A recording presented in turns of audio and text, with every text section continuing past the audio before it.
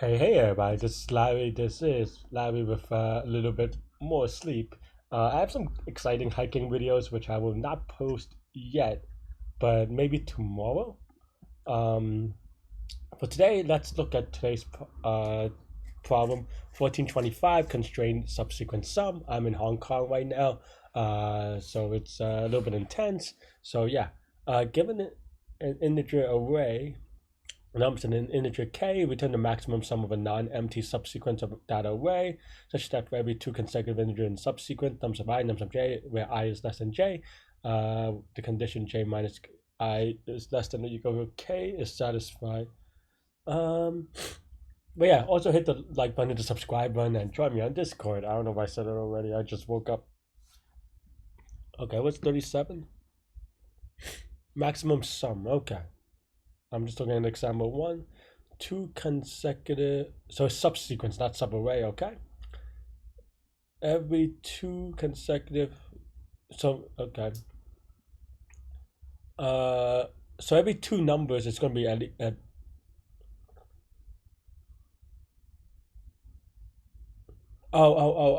I see. So this is like the jumping thing, right? I see. I for some reason I was reading this as num sub j minus num sub I, and I was like, oh, this isn't two away, but it's basically taking two steps away, right? The funny thing is that I know how to do this per se, but um, and we'll go over it. But this used to be like an impossibly hard problem. I remember like back then there was like a funky name for it, but maybe I don't remember. Like it's a little bit of a spoiler alert. At least the way that I'm doing it. Maybe there's a easier way to do it, or maybe even there's a easier way to visualize it. But the way that I think about it is dynamic programming, and I think there used to be a I don't like it used to be a big enough thing that no, there's a funky name for it, but I don't know, maybe not yet. So the way that I would think about it is, first of all, I mean, we took a look at n, and n is 10 to the fifth, which is very big. But before that, um, bef- I mean, and yeah, there's an optimization, and obviously n square is not going to be fast enough. But let's write out what n square means, right? So basically, and I'm going to do this bottoms up. I know that I usually do this tops down.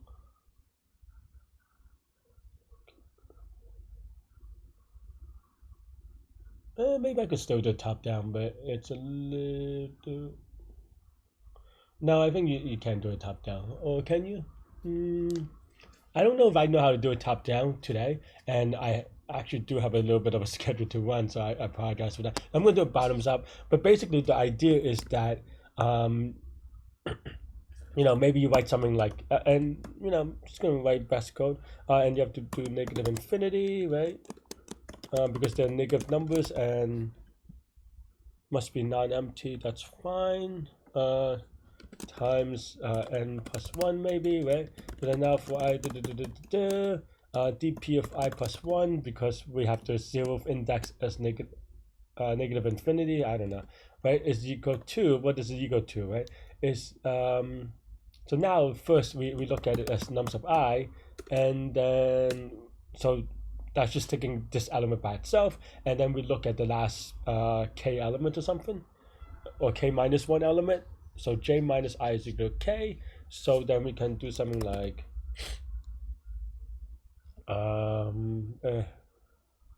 and okay, let's just to kind of keep the things consistent. I want to use this as j, because j is the bigger index, and then now we want to do something like for range of I, or maybe di for delta I don't know, in range of k, from 1 to k, right? Oops. So then now I is equal to j minus di. Yeah. Okay. Yeah, I do this plus one here, so then so I'm just double checking. But yeah, so now that we know I, then dp sub j I plus 1 is equal to max of dp dp of I plus 1 plus nums of j, right? And that's basically it. we could run it real quick, and then we want to return max of dp, basically the biggest element in the array, and that should be good. But of course, as you know, or as you think about this problem, right, this is n squared, and as we said, this is going to be too slow. And I think this is, but I think this is right. Maybe I have an off by one, but if so, then my apologies. But like I said, I do these live as an explanation, both explanation and the solution, right? So there may be a little bit weirdness about it. So then now, what does this mean to us? How can we kind of look at this and be like, okay, obviously it's too slow. What can we do, right? So and to be honest, I'm not gonna lie. I think if you asked me like 2 3 years ago, and this is before my Leetcode times, or maybe a little bit after, but let's say at the beginning of me starting Leetcode, so I used to a little bit of a background is that I did competitive for many years on and off, not like consistently per se, or like consistently for a while, and then took some time off. And my kind of bringing that up is that at that point I would not be able to solve this problem. There is some stuff here that is new-ish to me, right? And only through Leetcode, because they asked this maybe 2 or 3 times, or maybe a little bit more. I don't remember anymore. A couple of times, I am able to kind of do this, and I feel like I don't know if this is true, but I feel like I saw a variation of this recently where this is a medium, but maybe I'm wrong. Maybe I'm just misremembering, so don't quote me on that part. But yeah, so my point about that is that this is kind of like really hard if you haven't done it before, you haven't seen it. So I wouldn't really, and it's something that up about up until, like I said, a few years ago, I would not be able to do it very quickly. Like maybe I could get it eventually, and it's just not in my head to kind of know, to kind of think about it. But now it is, because I mean you saw me kind of do it live in the thinking part, and if you didn't, it's because I was able to kind of think about it through the entire way very quickly, as soon as I read the problem correctly, right? And what here is that you can kind of mathematically, and maybe if I had a pencil or whatever, I would write something like, so dp sub j plus 1, say. Let's just say f of j, so then we don't have to use this off by one thing, right? Is equal to some basically yeah, like max of f of j minus some k, something like this. I mean, there's a off by one or whatever because of the 0 when k is 0, something like this. But you get the idea. For k, this is awkward notation. Let's say for x. Technically, you want to use I, but I didn't want to use I for you know. Well, I guess another way to say it, just is f sub I for I in from j minus k to k, right?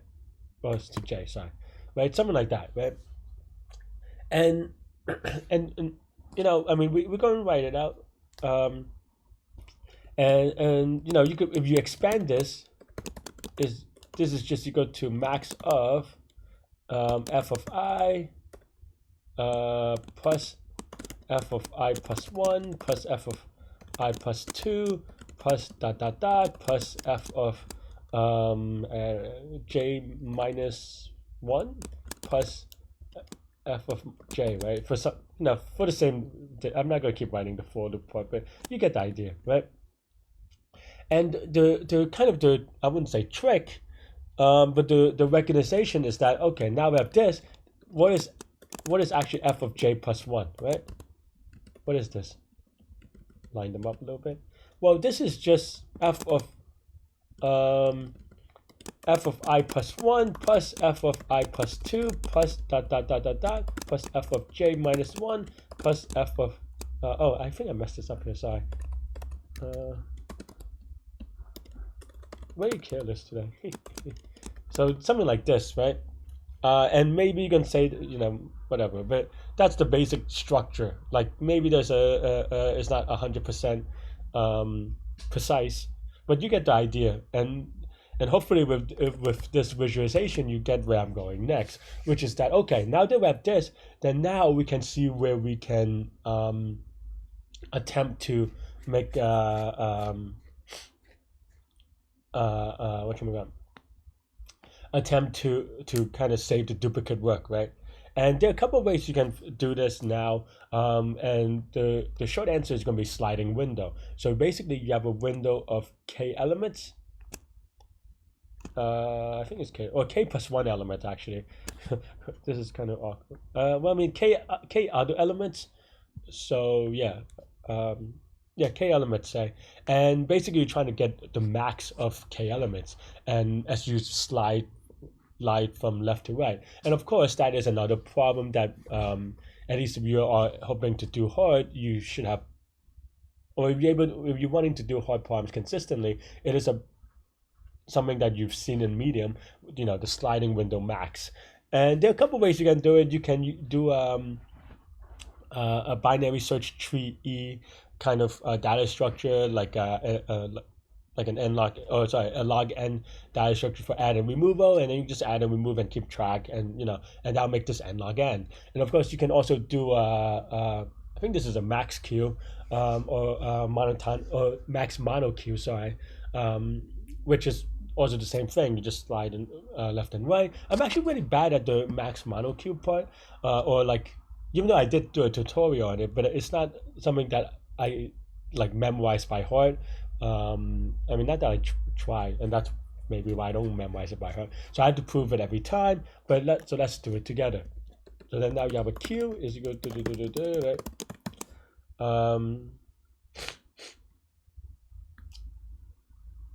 Yeah. So basically, the idea behind this Q is that we have two components. There are two ways you can do it. The way that I'm going to do it with is with. No, I guess I can do it with one component where no. I want to do it with two components just because it's easier. So then it has two elements. One is the max element of the max of this the window, and then the other is just element itself. So num sub I, right? Yeah. And then here, so we want to. And yeah, and maybe we'll append negative infinity and negative 1 for the index. Oh, no, for the number. I guess it doesn't really matter. And then now, so the idea behind mono max or max mono queues in general is that, and I'm proving this in my head right now, is that, okay, so let's say a new element comes in. There are only two scenarios, right? Which is that the number is bigger than max. So if the number is bigger than max, then what happens? Then that means that all the previous max is going to be false no matter what, because they can never be max again. So you probably want to DQ. You do want to DQ. I'm trying to think whether you want to DQ from the back or the front, and I think in this case you want to DQ from the back,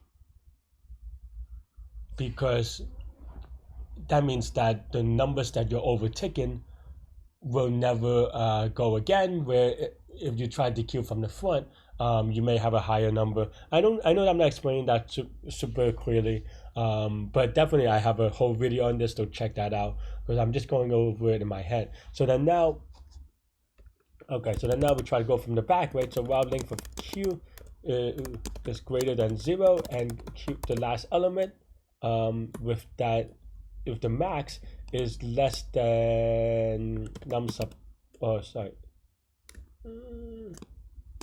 oh,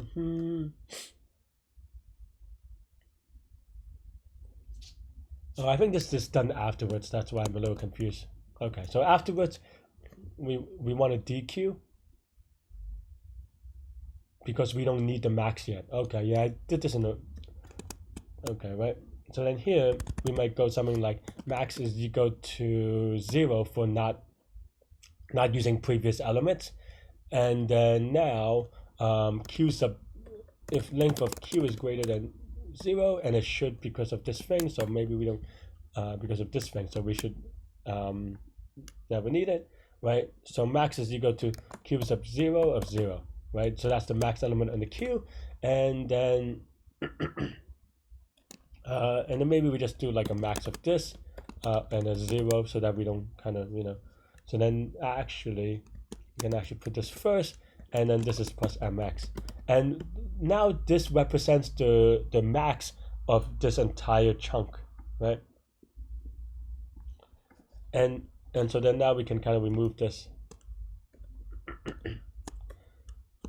and then now that we have this number, we want to do two things, right? We want to first deq.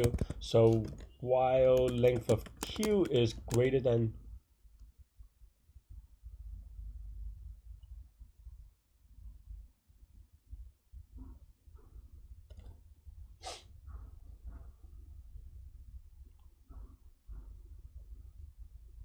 okay, I think I did this a little bit off. I don't think we need the num sub I think we need the index. So okay. Yeah.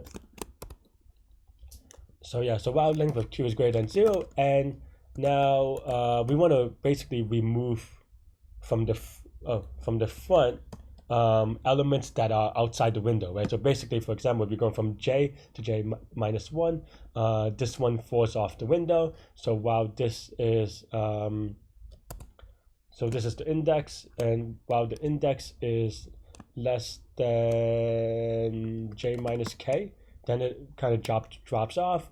So then we can do q dot pop left, and then now we have to do the, so that's just on the left side. And we could do this in actually these two parts in any order. It shouldn't matter. And then this is basically, now we're pushing, right? So okay, right.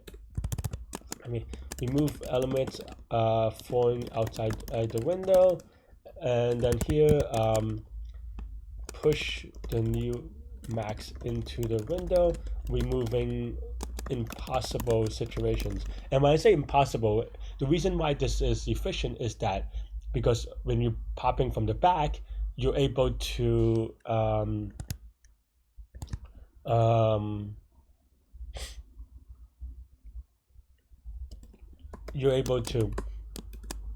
get higher maxes, right? Well, sorry, but because basically the idea is that, okay, let's say dp sub j plus 1 is, I don't know, 1,000, right? And on your queue, and for now we'll just focus on the max. We have like 100, 50, 20, right? And what do these numbers? Oh, we'll focus on the max element with no indexes for now. And what does these numbers represent, right? And that just happened. These numbers actually in this queue represents a moment in time where they could be max, right? Meaning this is going to be the max element until some index, and then after this pops off, this will be the max element, right? So in that way, it's monotonically decreasing, but it's not something that you have to remember that is monotonically decreasing. It's just, or decreasing. It's just the way it is. And then when you see a new number that's 1,000, you're like, well, if 1,000 comes in, what does that mean, right? Well, that means that it's impossible for 20 to be max anymore at any given time, because what in the future, you would always choose the 1,000 instead of 20, and so forth for the 50. So that's how you get this logic about dequeuing up until you have 10,000, until the 10,000 is still high, so until it gets falling off the window, right? So yeah, so in this case, then now we do pop, and then at the very end we append, as we say, the new max, which is j1, and then the index, which is just j. Maybe off by 1 in some of the indexes, but the idea should be okay. So let's give it a spin. Okay. Like I said, maybe I am miswriting some of these things, but let's see. Let's just run it out real quick so we can debug it. Also negative infinity, 10, 2 is going to be, this is going to be 8, this is going to be 0, okay, negative 5, 1, 1, 2, so yeah, so we're off by 1 here. We have to pop this, oh yeah, okay, because this is the previous one, so that's fine. I see. These are easy to kind of mess up because basically this is post processing, so we have to process that j is minus k, so that for the next number, I guess technically we could have done this. Maybe that's a little bit clearer. Because initially I didn't have to index here, so that's why I didn't think about it. So this one, I think it's a little bit clearer in understanding, maybe. Yeah, okay, fine. Instead of like doing this other thing, even though technically it should be fine as well. Okay, so let's give it a submit. Hopefully I didn't make a silly mistake somewhere, but yeah. And you can see that, oh, $12.99. The last couple of times I actually, and this is 4 years ago almost. 3 years or 3.5. Yeah, and you could see that I did the heap type thing. I would have also done it with sorted list or a heap, or there are a lot of this is just a max heap, right? Well, this is a max heap, but with a lazy removal, which I'm not gonna go over. Maybe I went over in the previous video, but yeah. But this way I think is much cleaner. And what's the complexity here, right? The complexity. This is gonna be linear space is obvious. There's a DP, there's a Q, and everything else is linear, right? This is all of n operations. There's a while loop, the two while loops, keeping in mind that each element can only be popped once, so and pushed once, obviously. So that's going to be amortized all of one. So this is going to be linear time, linear space, which is fun and optimal. All right, that's all I have for today. I gotta run. Getting kicked out of my room for a reason I'm not gonna. I don't know. I just booked in one of those places that basically makes me change room every few days because they booked it in a really dumb way. Anyway, that's all I have for this one. Let me know what you think. Yeah, stay good, stay healthy to your mental health. I'll see y'all later and take care. Bye bye.